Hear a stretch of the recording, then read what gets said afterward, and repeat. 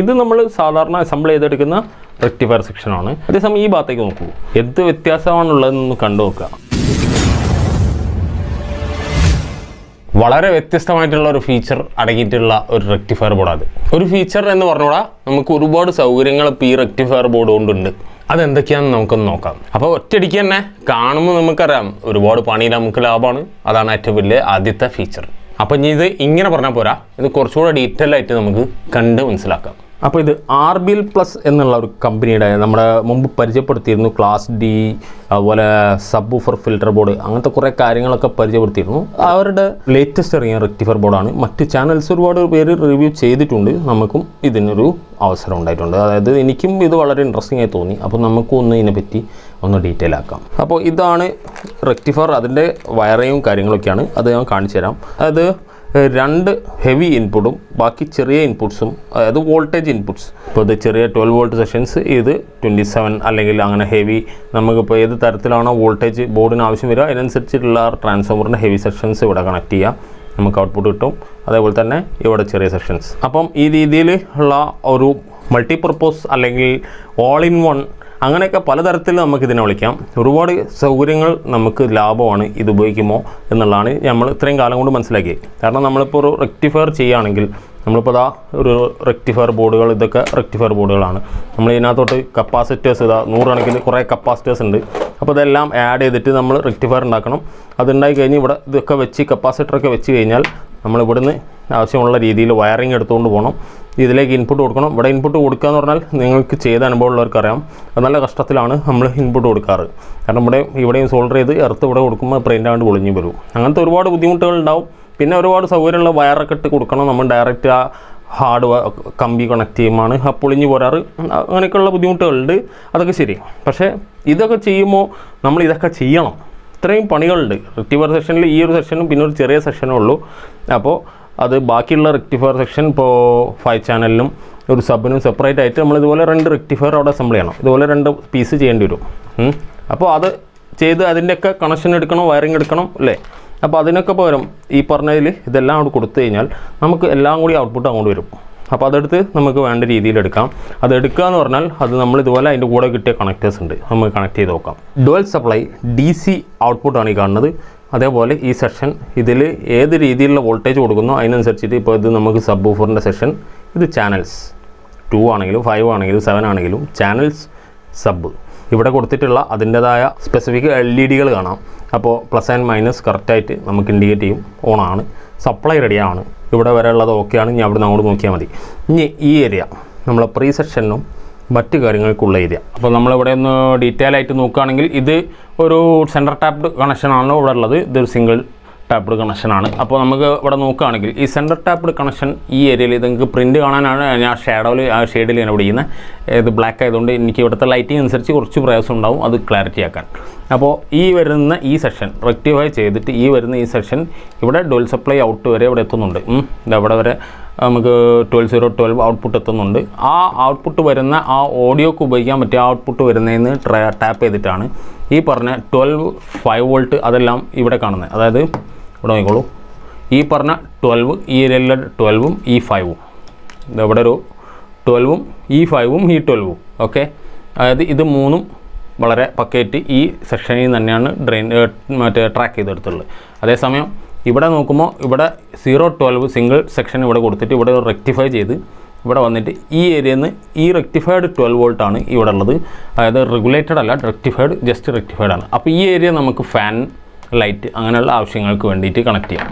അപ്പോൾ നമുക്ക് ആ നോയ്സ് മറ്റതൊന്നും നമ്മുടെ ഓഡിയോയിലേക്ക് കയറുന്ന പ്രശ്നം വരുന്നില്ല, സെപ്പറേറ്റഡ് ആയിട്ട് നിൽക്കുകയാണ്. അപ്പോൾ ഇങ്ങനെയുള്ള ആ ഒരു അവസ്ഥയിലാണ് ഇതുള്ളത്. അതായത് ഈ ഒരു രീതിയിൽ നമുക്ക് ഇത്രയും സർക്യൂട്ട് നമ്മൾ അസംബിൾ ചെയ്യുമ്പോൾ ശരിക്കും ചെയ്തെടുക്കുന്ന സർക്യൂട്ടുകളാണ് ഈ സർക്യൂട്ട്. അതായത് ഈ ഇൻപുട്ടുകളും ഈ റെക്ടിഫിക്കേഷനും ഈ പറഞ്ഞ നേരത്തെ കാണിച്ച പോലത്തെ ബോർഡുകളൊക്കെ വെച്ച് ഇത്രയും സെക്ഷൻസ് നമ്മൾ സർക്യൂട്ട് ചെയ്യുന്നുണ്ട്. നമുക്ക് ഫാനിനും മറ്റ് ലൈറ്റിനും മറ്റ് 12 വോൾട്ട് സെക്ഷനും 5 വോൾട്ടിന് എല്ലാത്തിനുമുള്ള സർക്യൂട്ട് നമ്മൾ ചെയ്തെടുക്കുന്നുണ്ട്. ശരിക്കും ഒരു ആമ്പ് നല്ല രീതിയിൽ ആമ്പ് ചെയ്യുമ്പോൾ ഇത്ര റെക്ടിഫിക്കേഷനും നമ്മൾ ചെയ്യുന്നുണ്ട്. കപ്പാസിറ്റേഴ്സ് എല്ലാം ഇടുന്നുണ്ട്. റെഗുലേറ്റേഴ്സ് സെപ്പറേറ്റ് ഞാനിവിടെ നമ്മുടെ ക്യാബിനറ്റിൻ്റെ മുകളിൽ വരിക്ക് ഇങ്ങനെ വെച്ച് കൊടുത്തിട്ടാണ് ഇതൊക്കെ ചെയ്യുന്നത്. അപ്പോൾ അത്രയും പണികൾ ഇവിടെ ലാഭിക്കുക എന്ന് പറയുമ്പോൾ ധൈര്യമായിട്ട് ഇത് വാങ്ങാം, ഒന്നും നോക്കാനില്ല, ധൈര്യമായിട്ട് വാങ്ങാം. അത്രയും പണി ലാഭം എന്ന് പറയുമ്പോൾ അത്രയും സമയമാണ് ലാഭം. ഇത് ചെയ്യാൻ മൊത്തത്തിൽ ഒരു 1.5 മണിക്കൂർ കൂട്ടിക്കോളൂ. ഇത്രയും സെക്ഷൻസ് ചെയ്യാൻ ഇരുന്നിരിപ്പിന് ഫാസ്റ്റായിട്ട് തൊട്ടടുത്ത് കയ്യെത്തിനോടത്ത് ടൂൾസ് കിട്ടുകയാണ്, പാർട്സും കിട്ടുകയാണെങ്കിൽ ഇത്രയും സെഷൻ ചെയ്യാൻ ഒരു 1.5 മണിക്കൂർ കൂട്ടിക്കോളൂ നീറ്റിൽ ചെയ്യാൻ. ഇത്രയും സമയം വേണ്ടല്ലോ ഇത് ജസ്റ്റ് അവിടെ വെച്ച് സ്ക്രൂ ചെയ്യാൻ അല്ലേ. ജസ്റ്റ് ക്ലിപ്പ് ചെയ്താൽ മതി, സോൾഡറിങ് വരെ ലാഭമാണ്. എല്ലാം കൊണ്ട് ഇപ്പോൾ ഈ ഒരു വർക്ക് അവരുടെ ഏറ്റവും ബെസ്റ്റ് നല്ലൊരു പ്രോഡക്റ്റ് ആയിട്ടാണ് എൻ്റെ അഭിപ്രായം. ഒരു അസംബിൾ ചെയ്തിട്ട് എക്സ്പീരിയൻസ് ഉള്ള എൻ്റെ രീതിയിൽ നിങ്ങൾക്ക് ആർക്കെങ്കിലും അസംബിൾ ചെയ്ത എക്സ്പീരിയൻസ് ഉള്ളവർക്കും ഇപ്പോൾ ഇത്രയും കാര്യങ്ങൾ കണ്ടിട്ട് അത് ലാഭകരമാണോ അല്ലേ എന്ന് നിങ്ങൾ അഭിപ്രായം അറിയിക്കുക. അതാണ് ഏറ്റവും വലിയ ഒരു ഫീഡ്ബാക്ക്, അതാണ് ഏറ്റവും ബെസ്റ്റ് അഭിപ്രായവും. ഞാൻ പറയുന്നതല്ല, എക്സ്പീരിയൻസ് ഉള്ളവർക്കറിയാം അതിൻ്റെ ആ ദുരന്തം അത് ചെയ്തുണ്ടാക്കാനുള്ളത്. അപ്പോൾ ഈ ഒരു ഏരിയൻ്റെ ആ ഒരു ബുദ്ധിമുട്ടാണ് ഏറ്റവും വലിയ കോംപ്ലിക്കേഷൻ നമുക്ക് സോൾവായി കിട്ടുന്നത്. രണ്ടാമത്തത് ഈ ഒരു സൗകര്യം, ഒരു സീരീസ് ആൻഡ് പാരലൽ എന്നുള്ളൊരു സൗകര്യമാണ് ഈ ബോർഡിലുള്ളത്. ഈ പ്രിൻ്റ് സൈഡ് നോക്കുകയാണെങ്കിൽ ഈ ഏരിയയിലായിട്ട് നമുക്ക് ഈ സെൻറ്ററിൽ കൂടെ കുറേ ജമ്പറുകൾ കാണാം. ഇവിടെ 2 ജമ്പറുണ്ട്, ഇവിടെ 4 ജമ്പറുണ്ട്.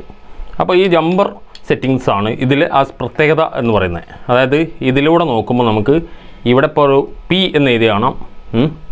അതിൽ ഇതിൻ്റെ ഉള്ളിൽ കൂടി നോക്കുമ്പം അവിടെ നിങ്ങൾക്ക് കാണുന്ന രൂപത്തിൽ അവിടെ പി എന്ന് കാണാം. അതേപോലെ തന്നെ അതിൻ്റെ അടുത്ത് അപ്പുറത്ത് എസ് എന്ന് കാണാം. അപ്പം ഈ പി എന്നും എസ് എന്ന് പറയുന്നത് പാരലൽ ആൻഡ് സീരീസ്, ഇതിൽ ഏതെങ്കിലും ഒരു കണക്ഷൻ ആക്കിയിട്ട് ഈ ഔട്ട്പുട്ട് കണക്ഷൻ ഈ കപ്പാസിറ്ററിൻ്റെ സെക്ഷൻ മാറ്റിയെടുക്കുന്നതിനുള്ള ജമ്പർ സെറ്റിങ്സ് ഇടാനുള്ള ഓപ്ഷൻസാണ് ആ പി ആൻഡ് എസ്, അതായത് പാരലൽ ആൻഡ് സീരീസ്. അപ്പോൾ എനിക്ക് തന്നെ ആദ്യം പെട്ടെന്നൊരു കൺഫ്യൂഷൻ വന്നു, അതെന്താണ് ഇപ്പോൾ ഇങ്ങനെ എഴുതിയത്, അതെങ്ങനെ ആയിരിക്കും എന്നുള്ളത് പെട്ടെന്നൊരു കൺഫ്യൂഷൻ വന്നു. നമുക്ക് നോർമലി കിട്ടുന്ന ഒരു റെക്ടിഫയറിൽ അങ്ങനെ കാണാറില്ലാത്തതുകൊണ്ട് നമുക്ക് പെട്ടെന്നൊരു കൺഫ്യൂഷൻ ഉണ്ടായി. അപ്പോൾ ആ കൺഫ്യൂഷൻ ഞാൻ ക്ലിയർ ചെയ്ത് ലാസ്റ്റാണ് ഇപ്പോൾ നമ്മൾ ഈ വീഡിയോയിൽ പറയുന്നത്. സീരീസ് എന്ന് പറയുമ്പോൾ ഇതിനകത്ത് ഈ കപ്പാസിറ്റർ ഈ സെക്ഷൻ ഇപ്പോൾ കൊടുത്തിട്ടുള്ളത് ഇവിടെ ഇപ്പോൾ ഈ ഏരിയയിൽ നോക്കുകയാണെങ്കിൽ ഇവിടെ കൊടുത്ത ഒരു മാർക്കിംഗ് അനുസരിച്ച് ഇത് സീരീസ് ആണ്. ഇത് സീരീസ് ആയിട്ടാണ് ഈ കപ്പാസിറ്റർ കൊടുത്തത്. അപ്പോൾ സീരീസ് ആൻഡ് പാരലൽ ആകുമ്പോൾ ഇവിടെ എന്ത് മാറ്റാൻ വരണമെന്ന് ആദ്യം പറയാം. അതായത് ഈ കപ്പാസിറ്റർ ഇപ്പോൾ സീരീസ് ആണ് കൊടുത്തതെന്ന് പറഞ്ഞില്ലേ, ഈ ജമ്പർ അനുസരിച്ച് ഈ കപ്പാസിറ്റേഴ്സ് പാരലലാണ്. അപ്പോൾ സീരീസ് ആകുമ്പോൾ ഇതിലെ വോൾട്ട് ഡബിൾ ചെയ്യും. ഇതിലിപ്പോൾ 50 വോൾട്ട് 10,000 മൈക്രോഫാരഡ് കപ്പാസിറ്ററാണ് കൊടുത്തുള്ളത്. അപ്പോൾ നമ്മളിവിടെ ആ സീരീസ് കണക്ഷൻ ആകുമ്പോൾ ഇത് വോൾട്ട് ഡബിൾ ചെയ്യും. അതേസമയം പാരലൽ ആകുമ്പോൾ സെയിം വോൾട്ട് UF ഡബിൾ ചെയ്യും. ഇതിപ്പോൾ 6800 ഈ ഏരിയയിൽ നമ്മളെ വാല്യൂ ഉള്ളത് 6863 വോൾട്ട്. അപ്പോൾ UF ഡബിൾ ചെയ്യും, പക്ഷേ വോൾട്ട് സെയിം. ഇവിടെ വോൾട്ട് ഡബിൾ ചെയ്യും. UF ഡബിൾ ചെയ്യോ UF സെയിം ആയിരിക്കുമോ എന്നുള്ളതിനെ പറ്റിയിട്ട് കൂടുതൽ വായിച്ച് മനസ്സിലാകാണ്ട് നിങ്ങൾക്ക് അതിൻ്റെ വിക്കിപീഡിയൻ്റെ മറ്റോ ലിങ്ക് ഞാൻ ഡിസ്ക്രിപ്ഷനിൽ കൊടുക്കാം. ഒരുപാട് മനസ്സിലാക്കാനുള്ള കാര്യമാണ്, അത് നിങ്ങൾ അതിലൂടെ പോയി ചെക്ക് ചെയ്ത് മനസ്സിലാക്കുക. അതൊരുവിധ ആളുകൾക്കറിയാം അതെന്താണ് അവിടെ വ്യത്യസ്തത വരിക. പക്ഷേ നമുക്ക് വോൾട്ട് ഡബിൾ ചെയ്യുമ്പോൾ എന്താണ് അവിടെ ഉപകാരം വരിക എന്ന് വെച്ചാൽ, നമുക്ക് ഇപ്പോൾ ഈ ഒരു സെക്ഷനിലേക്ക് 27 വോൾട്ടോ അല്ലെങ്കിൽ ഒരു 30 വോൾട്ട് വരെയൊക്കെ കൊടുത്തു എന്ന് വിചാരിക്കാം. അപ്പോൾ അതിന് ഈ ഒരു ഏരിയ കൊടുത്തു. ഈ സെക്ഷനിൽ ഇൻപുട്ട് കൊടുക്കാനുള്ളത്, അതായത് ഇവിടെയാണ് ഇൻപുട്ട്, ഇവിടെ ഔട്ട്പുട്ട്. അപ്പോൾ ഇൻപുട്ട് കൊടുക്കാനുള്ളത് ഇപ്പോൾ ഒരു 35 42 വോൾട്ട് അങ്ങനെയൊക്കെ ആണെന്ന് വിചാരിക്കുക.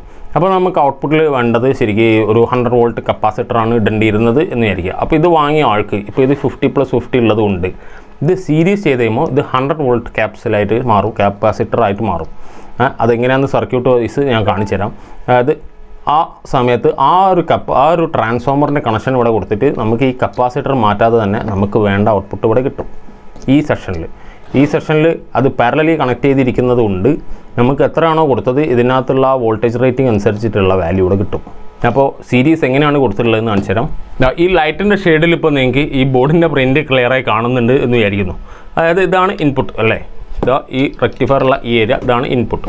ഇപ്പോൾ ഇവിടെ നമ്മൾക്ക് ഇതാണ് റെക്ടിഫയറിൻ്റെ ലീഡ്, ഇത് പോസിറ്റീവ്, ഇത് നെഗറ്റീവ്, ഇത് ഗ്രൗണ്ട്, ഇത് രണ്ടും AC പോയിൻറ്റ്സ്. അപ്പോൾ DC ആയി ഇവിടെ പോസിറ്റീവ് ഈ പോയിന്റിലെത്തി. അപ്പോൾ ഇത് ഫസ്റ്റ് കപ്പാസിറ്ററാണ്, ഇത് അടുത്ത കപ്പാസിറ്റർ, ഇത് നെഗറ്റീവിലാണ്, ഇത് പോസിറ്റീവിലേക്കാണ്, ഇത് പോസിറ്റീവിലേക്കാണ്, ഇത് നെഗറ്റീവിലേക്കാണ്. അപ്പോൾ ഇതിലുള്ള ഈ സീരീസ് കണക്ഷനിലൂടെ ഇതിപ്പോൾ എന്തായിട്ടുണ്ടെന്ന് വെച്ചാൽ ഈ കപ്പാസിറ്ററിലേക്ക് ഈ റെക്ടിഫൈഡ് സപ്ലൈ DC ഈ പോസിറ്റീവ് കയറും. ഇതാണ് പോസിറ്റീവ് സെക്ഷൻ. പോസിറ്റീവ് കയറി നെഗറ്റീവിലേക്ക് എത്തി. നെഗറ്റീവിൽ നിന്ന് അത് ഇങ്ങോട്ട് ജമ്പ് ചെയ്തു. സർക്യൂട്ട് നിങ്ങൾ പ്രിൻ്റ് കാണുമായിരിക്കുന്നു. ജമ്പ് ചെയ്ത വോൾട്ടേജ് ഇവിടുന്ന് ജമ്പ് ചെയ്ത സെക്ഷൻ ഇവിടുന്ന് ഈ നെഗറ്റീവിൽ നിന്ന് ഈ പോസിറ്റീവിലേക്ക്, അതായത് ഈ നെഗറ്റീവിൽ നിന്ന് ഈ പോസിറ്റീവിലേക്ക് കയറി ഈ നെഗറ്റീവിലെത്തി. അതായത് ഇപ്പോൾ ഇതെല്ലാം കൂടെ കൂടി, ഇത് രണ്ടും കൂടെ കൂടി ഒരൊറ്റ കപ്പാസിറ്ററായി. ഈ പോസിറ്റീവ് ഇവിടെ എൻ്റർ ചെയ്തു. അതിൻ്റെ നെഗറ്റീവ് സൈഡ് ഇതാണ്, ഇതിവിടെ ഗ്രൗണ്ട് ചെയ്തു. നമ്മളെ ട്രാൻസ്ഫോമറിൻ്റെ സെൻറ്റർ പിൻ ഇതിവിടെ ഗ്രൗണ്ട് ചെയ്തു. അതേപോലെ തന്നെ നെഗറ്റീവ്, അത് കപ്പാസിറ്ററിൻ്റെ നെഗറ്റീവിലേക്ക് കയറി പോസിറ്റീവ് വഴി സീരീസ് ചെയ്ത് വീണ്ടും നെഗറ്റീവ് ടു പോസിറ്റീവ്. അപ്പോൾ ഇവിടെ -V, ഇവിടെ +V, ഇത് രണ്ടും കൂടി ഇവിടെ ഗ്രൗണ്ട്. ഇതാണ് ഈ സീരീസിലൂടെ സംഭവിച്ചത്. അതേസമയത്ത് പാരലൽ ചെയ്യുമ്പോൾ എന്താവും, ഈ ജമ്പർ ഇവിടെ നിന്ന് എടുത്ത് ഇങ്ങോട്ട് ഇട്ടാലും ഈ ജമ്പർ തമ്മിൽ കണക്ട് ചെയ്താലും എന്താവും, ഈ കപ്പാസിറ്ററും പാരലലി ഇരിക്കും. അതായത് ഇതിൻ്റെ 10,000 ഈ 10,000 കൂടി 20,000 മൈക്രോ ഫാരഡ് എത്രയാണോ വോൾട്ട് അത് അങ്ങനെയാണ് വരിക. അതിന് പകരം ഇപ്പോൾ ഈ രണ്ടിൻ്റെയും വോൾട്ടേജ് 50 + 50 100ലേക്ക് കയറും. അങ്ങനെയാണ് ഇത് ഈ പാരലൽ സീരീസിൻ്റെ ആ പ്രത്യേകതയിൽ ഉൾക്കൊള്ളിച്ച്. അപ്പോൾ നിലവിൽ ഇത് സീരീസിലാണുള്ളത്. അപ്പോൾ നമുക്കിത് സബ്വൂഫറിൻ്റെ സെക്ഷനായിട്ട് ഉപയോഗിക്കാം. ഇത് പാരലലി ആണുള്ളത് ഇതിൻ്റെ ജമ്പർ സെറ്റിംഗ്. അപ്പോൾ ഇത് നമുക്ക് വേണമെങ്കിൽ ചാനൽസിന് ഉപയോഗിക്കാം. അതല്ല വോൾട്ടേജ് വ്യത്യാസമുണ്ട് നിങ്ങളെ കയ്യിലുണ്ടെങ്കിൽ നിങ്ങൾക്ക് വേണമെങ്കിൽ ഇത് സീരീസ് ആക്കി ഉപയോഗിക്കാം. അപ്പോൾ അതിൻ്റെ സംശയം മാറി എന്ന് വിചാരിക്കുന്നു.